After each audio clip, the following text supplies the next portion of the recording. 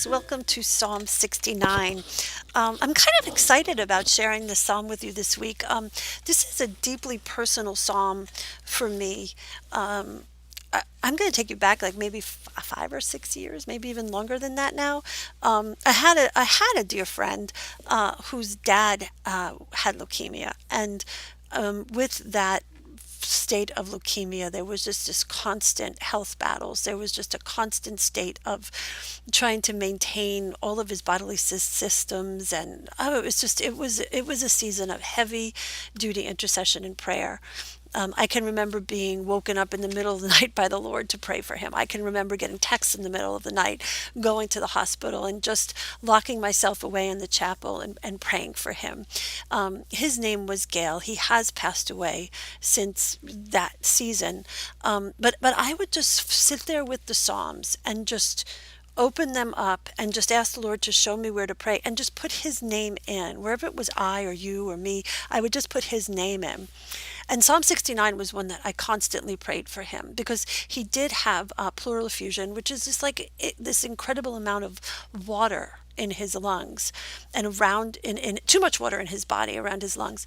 So and I just knew in my heart that my God, who tells the water where to stop, the oceans where to stop, and the land to begin, could surely push back the waters in this man's body. So I would constantly pray this Psalm 69. So it's going to take me a minute to read this. So I want you to know that my page is prepped. And I'm going to be using some watercolor pencils for the first time this week on the videos. I thought I would start up and doing a little bit more mediums and have some more fun playing with some new toys in the new year. So I will link, it doesn't matter what kind of watercolor pencils you got. I got these on a super deal on Amazon. So I'll put down the link for them, but really any watercolor pencils are fine. So let me read now Psalm 69 for you, the parts that spoke to me about when trouble wants to take us out. And it doesn't just have to be like for this man, it was health and it was the waters in his body, but you know what it means to feel like when you don't stand on solid ground anymore, and when the water, you're just lopping around in mud, and you feel like you can't even get out of the mud. It's like quicksand all around you. Whatever you're in, you cannot get out of it. It's quicksand and it keeps wanting to suck you down and suck you in. And no matter what you do, you are still smack dab in the middle of the circumstance. Well, let me just read this to you then. The reason I chose the octopus is because it's that sort of like grabbing you and just sucking you down. Those are the watercolor pencils. It's just sucking you down and you cannot escape. It's almost like the suction cups of trouble are holding you. So Psalm 69, the Passion Translation, is entitled A Cry of Distress. God, my God, come and save me. These floods of trouble have risen higher and higher. The water is up to my neck. I'm sinking into the mud with no place to stand, and I'm about to drown in this storm. I'm weary, exhausted with weeping. My throat is dry, my voice is gone. My eyes are swollen with sorrow, and I'm waiting for you, God, to come through for me. I'm going to skip down to verse 13. But I keep calling out to you, Yahweh. I know you will bend down to listen to me, for now is the season of favor. Because of your faithful love for me, your answer to my prayer will be my sure salvation. Pull me out of this mess. Don't let me sink. Rescue me from those who hate me and from all this trouble I'm in.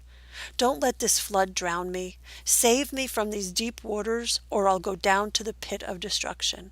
Oh Lord God, answer my prayers. I need to see your tender kindness, your grace, your compassion, and your constant love. Just let me see your face. You turn your heart towards me. Come running quickly to your servant. In this deep distress, come and answer my prayer. Come closer as a friend and redeem me. Set me free so my enemies cannot say that you are powerless. How gorgeous is that to pray over yourself, over somebody. Take me out, my prayer, and put in your name or the person that you're praying for. What a powerful intercession we can enter into when we use the Bible to pray back to God. When we speak, whatever we do with the Bible, whether we write it, whether we speak it, whether we paint it, it promises that it does not come back void. So it's what a surely beautiful way to say a prayer to God. To just give him his words back, and with that loving kindness, put in a name. So, okay, so let me tell you here about what's going on. This is one of those colored pencils and watercolor pencils. And what I do is I just dip it into the water so that it activates the tip. And I don't have to come back in with a brush. It's the lazy man's way of using watercolor pencils, but it works. You can also just put them down as a colored pencil, excuse me, and then come back in with a little bit of water and activate them. So either way, works just terrifically. So I have the octopus here. I'm going to see how it goes without doing the printables video this week. If I just stick with the one video, I have a design team that is doing such a great job, and they are providing great visuals of what to do with the printable stickers. So the printables always have just more detail and just sort of the scriptures done and all that kind of stuff. So I'm not going to do the video this week for the printables, and we'll see how that goes if there's not a general uproar over that, because the printables are done for you. So you just kind of do your own background. So I'm hoping that that works for everybody. So this little guy here, I am going to get that background in. For me, it's all those tentacles. Like, I just feel like that's almost like, I don't even know, like Leviathan, just kind of coming in and strangling us out and pulling us down. And we forget that our Savior came and he will strike the serpent's head with his heel.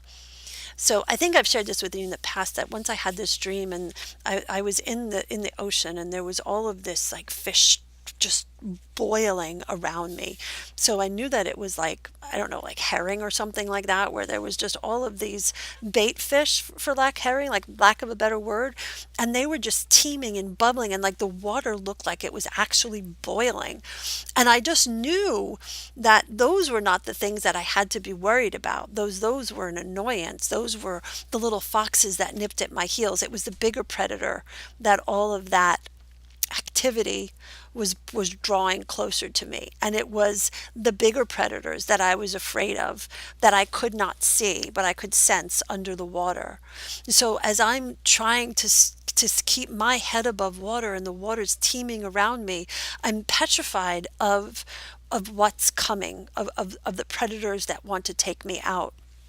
And like, I'm having, like, it's a dream, man. I am like sweating and I'm just thrashing. I'm beside myself. And I remember in this frantic space of being petrified that Jesus walked on the water, and he literally just grabbed my hand and he pulled me up and out of the water.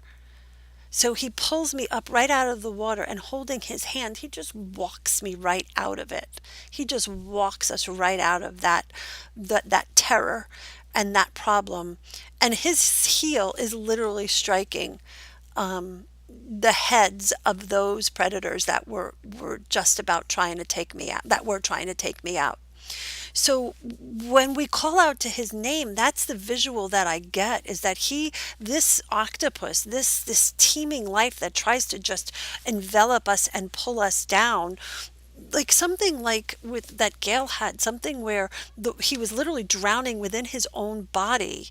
I mean, I think it was almost close to 2 years of just praying him along, and just God doing miracle after miracle after miracle.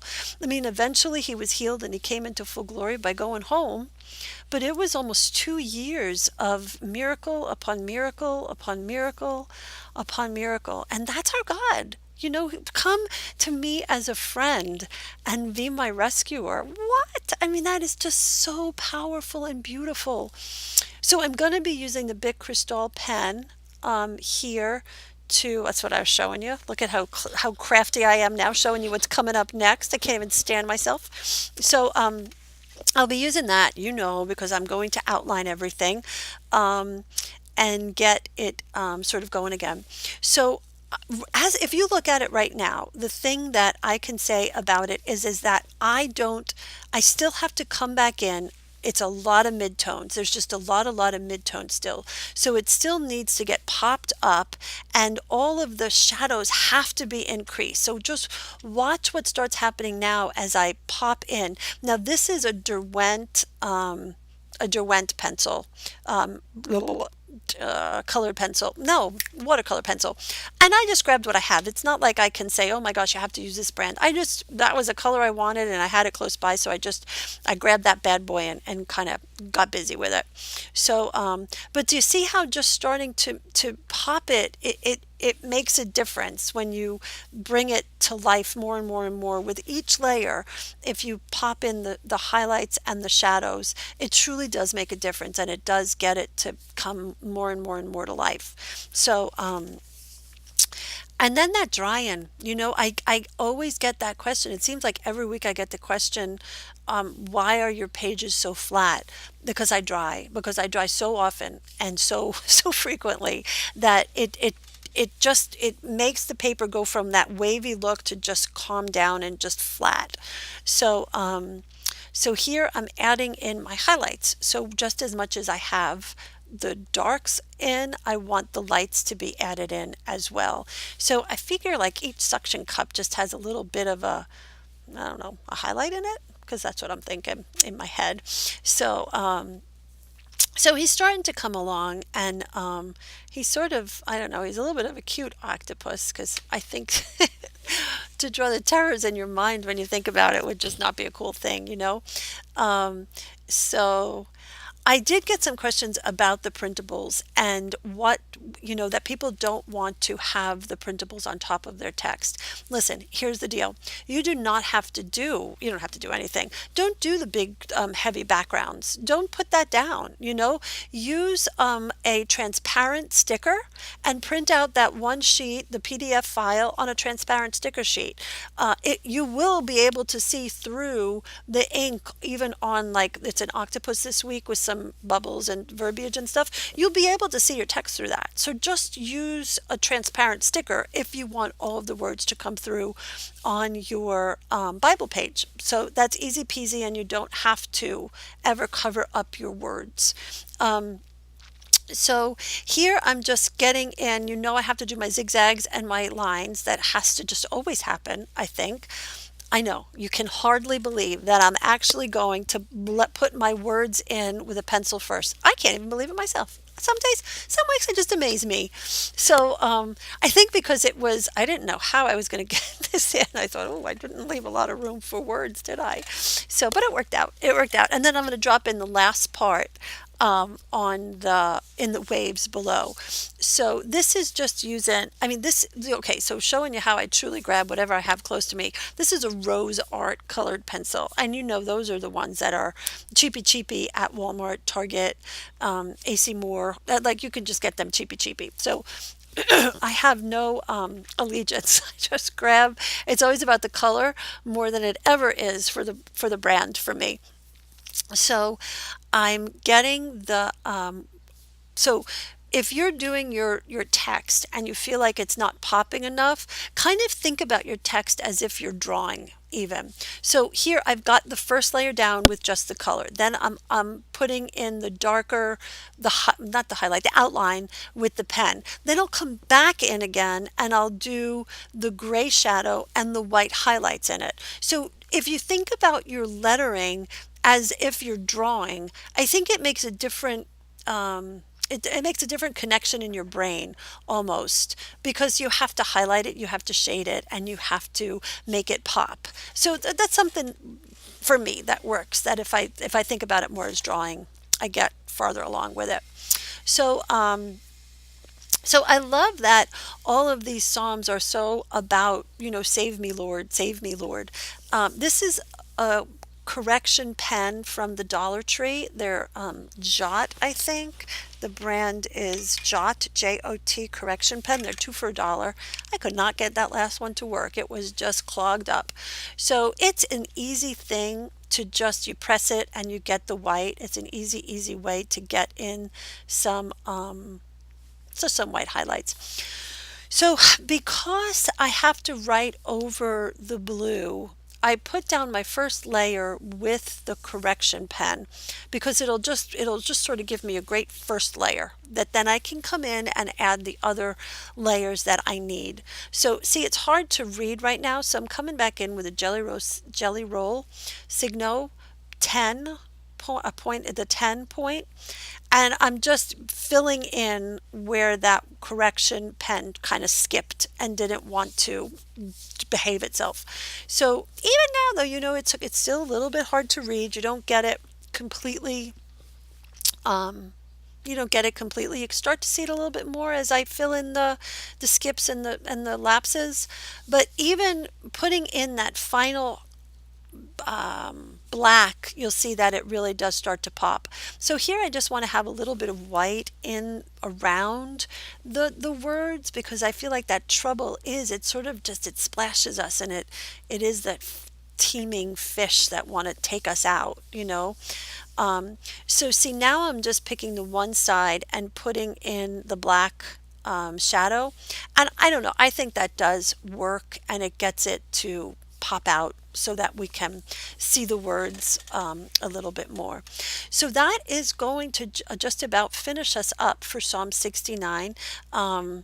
I am so excited. I'm going to be in Richmond this coming week. If you are in Richmond, check out the Encouragement Cafe events tab, and I would love to see you and meet you and hug your neck. Bible journaling workshop and stage painting. So, all right, guys, I will see you next week. Have a great day. Bye.